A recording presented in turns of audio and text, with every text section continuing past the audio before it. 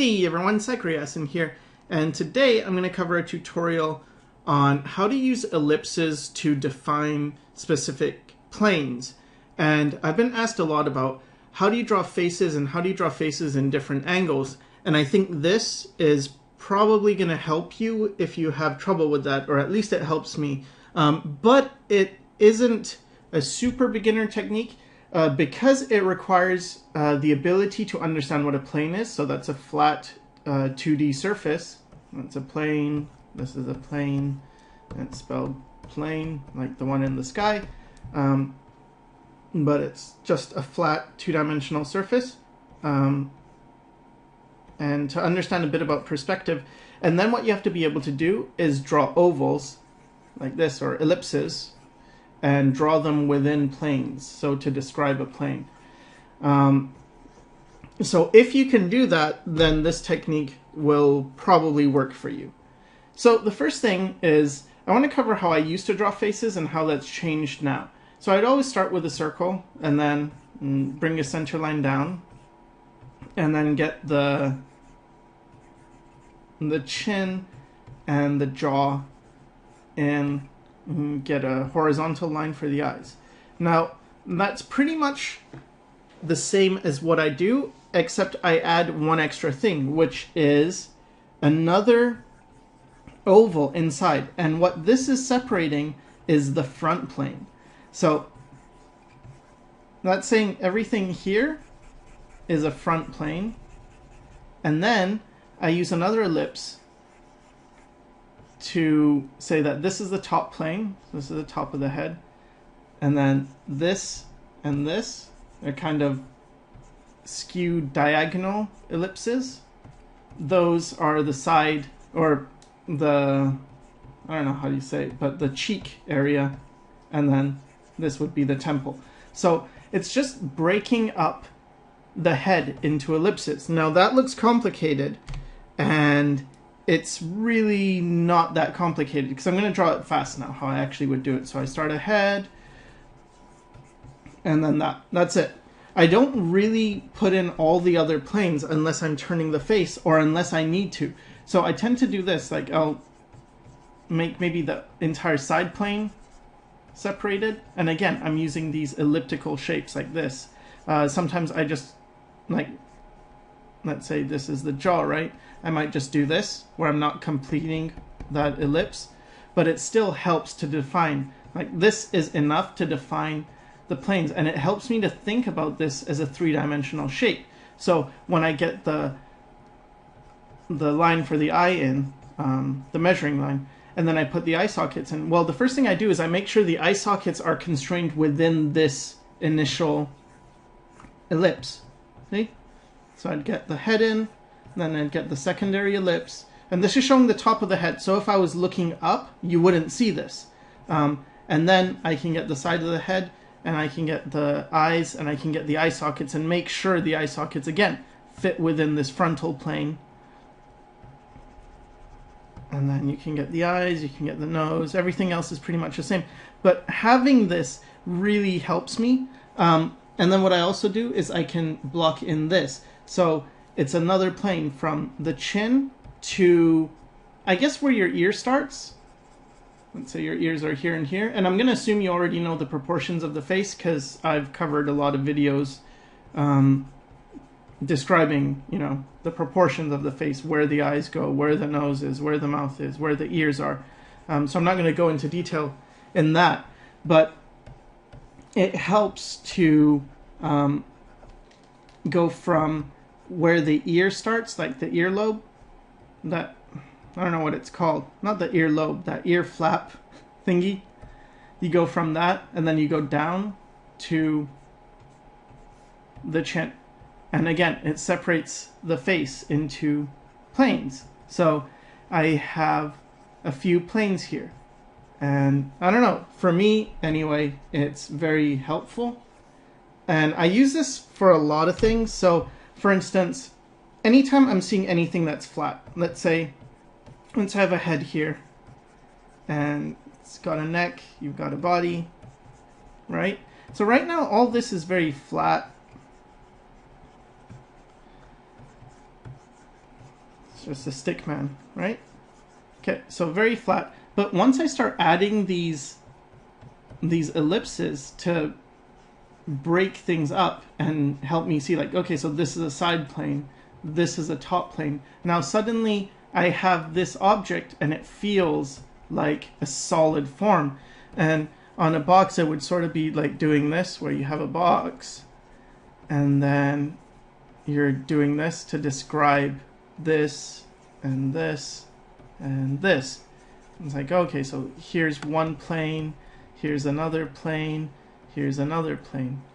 So I'm doing this, and I can do this to different parts of the body. So let's say I want the chest to face up. Well, I can create an ellipse like this, and it helps me feel like, okay, this is pointing upwards. And then I can create one here that's saying this is pointing towards us. And I can create ones here, and this shows like, oh, these are on the side, and these again pointing towards us. And it's something that I suppose you need to have some knowledge already, but it's a way of translating a two-dimensional thing into a three-dimensional thing by just putting in these. And I don't know if this is going to help everyone, because again, I mentioned that it helps me, but I don't know. I don't know if it's that easy to do, because maybe it's a very advanced thing, or maybe it's very simple. I'm not sure.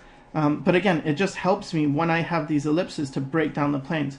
So then I get the center line of the face in, and then I can get that line to separate the lower portion of the jaw, and to show that this is on its own plane. And you get the eye sockets in within this form, and then you can get the nose and the mouth and stuff.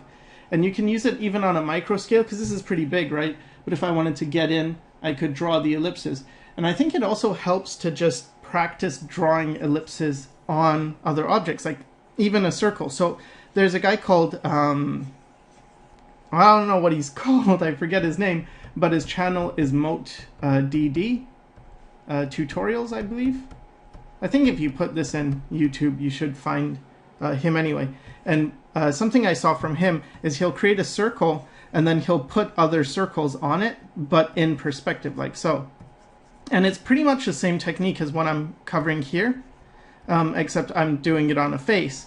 It's kind of imagining like, okay, so how would this circle be on this form? Well, if it's facing towards us, it might be like that. But if it's on the side, it's going to be a lot more skewed, like it's going to be more of a flatter shape, right?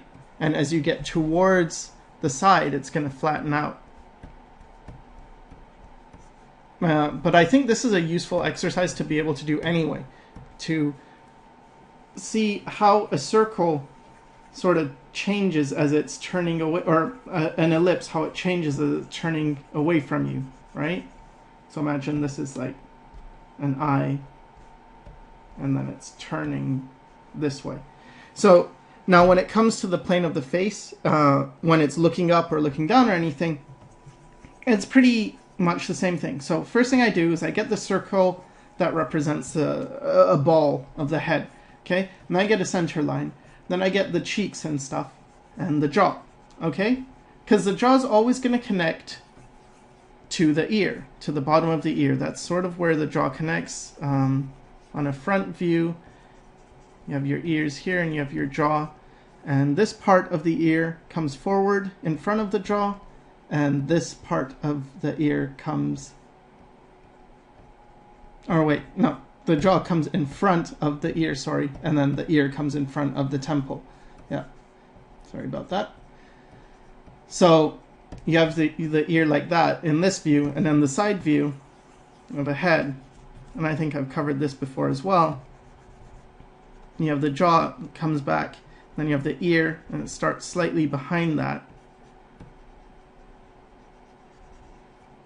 And so we have the ear here, and then we have the front of the face, we have the nose, the eyebrows, or eyebrow from this view. And then that line I was drawing in the beginning, where I see it, if I put in the second ellipse to describe the front plane, and then I did this line right here, this is going from here which is that little flap of skin in your ear, goes from here to the chin. So it's doing that. Now, where does the front of the face go? Well, again, we can use that oval, and I'm going to get a shape something like this, which is describing this as being the front of the face. This is the side of the head. This is the top plane. Again, it's like that circle, right? You have, see the side, this area is like this. This area is like this. And this area here is like that, right? And you can have as many as, you can divide this like however you want, so long as you feel it's going around. But anyway, so to go back to this, okay, so I get the basic head shape in, then I go ahead and I put in this ellipse, and I can put in this line right here, and now that's separated the face into two portions. The entire, all the features are going to be in this portion. This is where the jaw is, so this is where the ear is. Now the ear is the same. It goes, the nose is at the bottom of the ear here, and the eyebrows are at the top. So here. So here now I have my placement. I can get, again, the center line. So I get the placement of the nose. Now it's important to remember, you have your center line, right? So as your center line comes down, the nose is going to be on this side of it. If it's facing this way, it's going to be, you have this line, and your nose has to be on this side of that line. It's not going to be here, or it's not going to be here, because the center line is telling you this is the middle of the face, and so your nose comes in front, right? It comes off the middle of the face. And then again, you can have more detail here where you describe the center line and the forms and stuff. But this is it, like this is the big thing, is dividing it using these ovals. And I find it's really helpful. I can get the eye sockets in, again, remembering that they're going to fit in within this oval for the front plane of the face. Now, if I just cover the planes of the face, I guess I'll do that really quick. It goes something like this. Okay. Now I'm not going to use the ovals, or should I? Maybe I should. But anyway. Okay, so you've got the front plane, which is all this, you know, forehead. This is all in the front. Then you have, what else is in the front? The cheeks are facing to the front. You have the nose in the middle. The middle strip of the nose faces the front.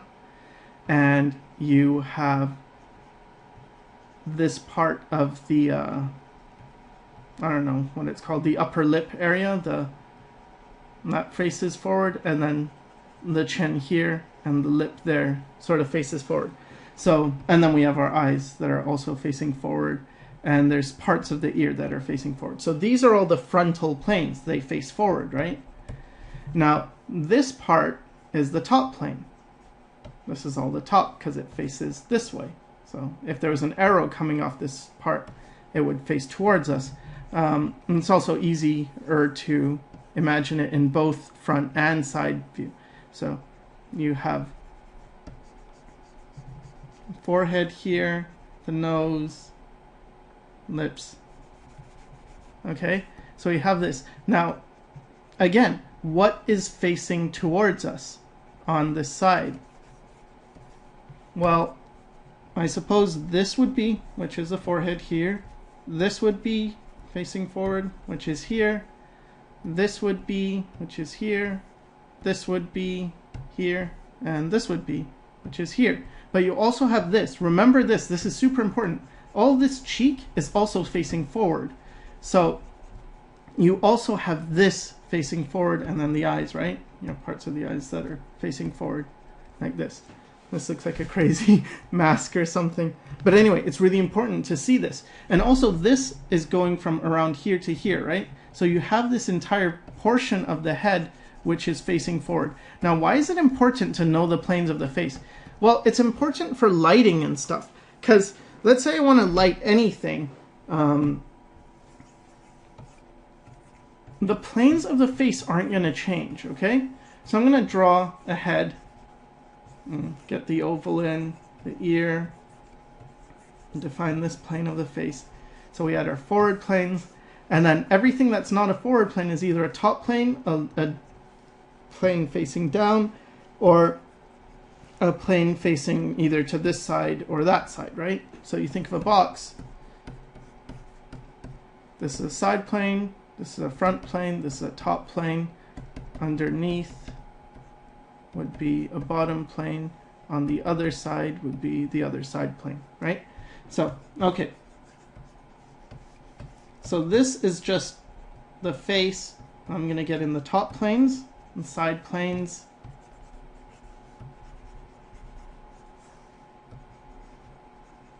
The eye sockets. This is the front plane. And the mouth, right? Okay. And this is also facing the top. Now this part is facing forward, but it's also going a little bit down like this, because you see on the side view anyway, or even you can see here, right? You have your cheek, and then this comes down, and then you have your chin. Okay, so because this is going down, it's a down plane. It's facing down, right? So we have that. Okay, so we have this basic face. Now what I'm going to do is define it in different ways based on light. So let's say, actually, let me just put it all in shadow first so we can light it up. Okay. Now I can define it with light. Okay, so where's the light coming from? That's always the first thing to ask. Well, let's say the light's coming from here, right? So what's it going to hit? It's going to hit all the top planes. So what we can do is, yeah, that's a top plane, right? So it gets light hitting it. That's a top plane. That's a top plane. That's a top plane. That's a top plane. And then I'm going to ignore cast shadows for now and just focus on the planes. But again, you get that. It's like, okay, now these planes are facing down, but they're also facing a bit forward. So they're going to get some light, but not as much as the places that are facing really forward. And the places that are perpendicular to the light, they get the highlight. So let's say this area, you know, right here, maybe there's a spot on the nose. But this is how you know where to put the lights. Now, everything that's remaining is the shadow, right? So there's areas facing away from the light which would really get shadow, or areas that are sort of, you know, crevices and things, they would get much darker shadow. So if the light's coming here, the top is still going to be lighter because it's still getting some light if the light's coming from this way than this side. You know, this is away from the light, so it's going to get much darker. Okay? So that's one lighting option, right? But let's try something else. Let's say the light is coming from below. It's coming here. So then we hit all the bottom planes. Well, that's a bottom plane. There's a bottom plane underneath the eyes. This area is a little bit, you know, as we said, it's facing down, so it would catch some light. You'd get underneath the bottom lip. You'd get the top of the lip. Bottom of the nose would light up. And you'd get this area lighting up, right? And a little bit of this as well would probably catch some light. So now we see how maybe some of this side plane would catch some light. You see how it's like, oh, okay, so that's where you know where to place the shadows, because, or even the light. In this case, it's a light because we're drawing with light, but you could also draw with shadows. So it's like, okay, so that's another lighting option. And let's say it's coming from this side, okay? Well, fine. So if it's coming from this side, well, this plane is going to catch the light because it's a side plane. This plane is a side plane as well, and it's coming forward, so catches some light. And you get the side of the nose, that's a side plane. You get the side of this mouth here, it's a side plane, and the side of that eye, and probably a little bit here, because this is turning, but not much, because now this is again the front plane. It's like, okay, maybe you'd get a bit of a transition in between here, and that's it. Now if the light was a bit more coming towards us this way, well then it would start influencing some of that, but not all the front plane, and you might get a bit of light that passes through here. But in general, the side planes are what would get hit and the other parts wouldn't. So you can see all these different lighting scenarios. And you can also double them up, but instead of this, like let's say this is the main light is coming from the top down, right? And then we have a secondary light. So let's make this more dull and maybe colorize it, make it more dull. And let's say there's like some spooky light coming from below. And we can lower the opacity of that a bit. So it's like, oh, now you have a main light source with some reflected light, and that's about the planes of the face. So again, this is all because of understanding planes, and this method of using ellipses is really helpful to understand planes. Now, if you're just starting out, and I'm sorry my tablet's being sort of dumb, it gets like this sometimes where, see, the lines are a bit, well, it's behaving a bit better. No, let's see, it's getting a bit like straight. But anyway, if you're new to ellipses, this is what you want to do. Every day, just practice doing ellipses like this. Different shapes, different sizes. You can practice some circle ones, some taller ones like that. But this is what you want to practice over and over. It's just doing this. It doesn't mean you only do this, but this is sort of what I do as an exercise anyway. I know Cintiq likes to do these kind of spiral things. Those are cool too, but I like to do just ellipses. And then what I'll do as well is I'll do an ellipse, and then I find the major and minor axis. Now, what's the minor axis and what's the major axis? Well, the minor axis is the axis that is, first of all, it's perpendicular to the major axis, and the major axis divides the thing from the it's not the widest points, but like, you see this way, like lengthwise, it divides it. So that's the major axis. And then perpendicular to that is the minor axis.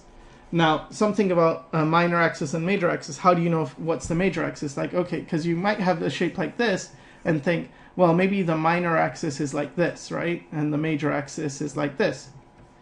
Well, no, that would be wrong. And the way you know it's wrong is because in a minor axis, if you imagine this was a crease, right? And you were to fold this over at the crease.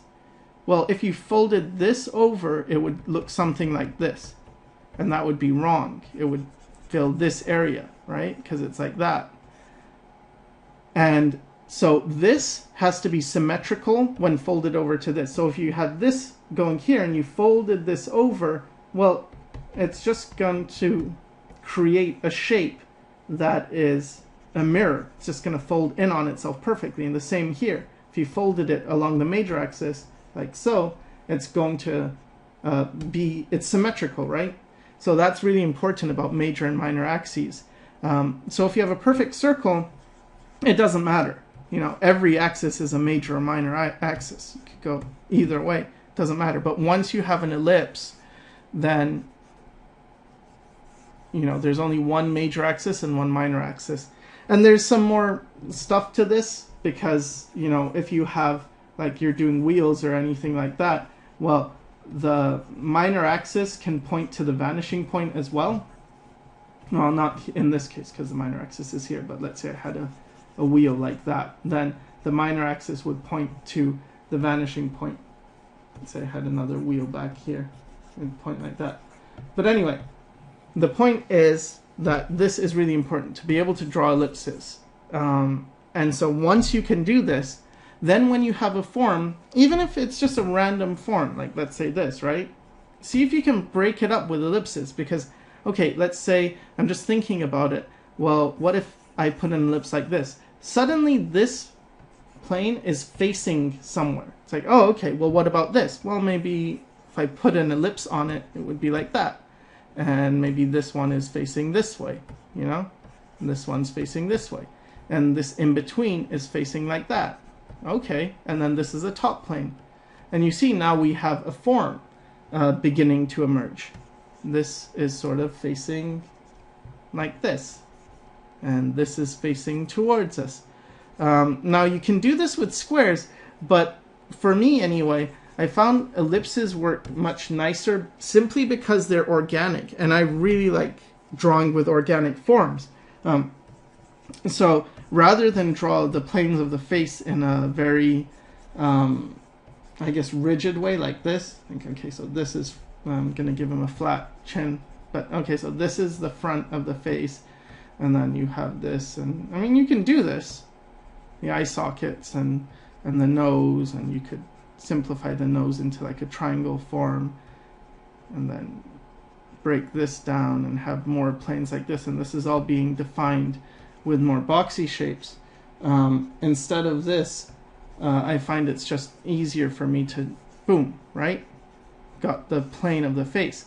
Let's say you're looking down now, because usually I do this for the top plane. Let's say you're looking down. Well, when you're looking down, you've got this circle, this oval, but it's going to be more squished, and you're going to see more of that top plane, right? And you can get the side plane in still, because remember, it goes from the jaw to the bottom of the chin, sorry, to the back of the where the ears start. So then you know, okay, the ears are here. This head is looking down. You know, here's a side plane. Here's a side plane. The eyes would be here, the eye sockets. The nose would be down here, and the mouth would be here. Okay, so that's looking down. Then if you're looking up, well, now you'd have that front plane, but it's going to be obscured. So you wouldn't see the top of that head, so you wouldn't put in that top of the head plane. Instead, you're going to get angles that are doing this more.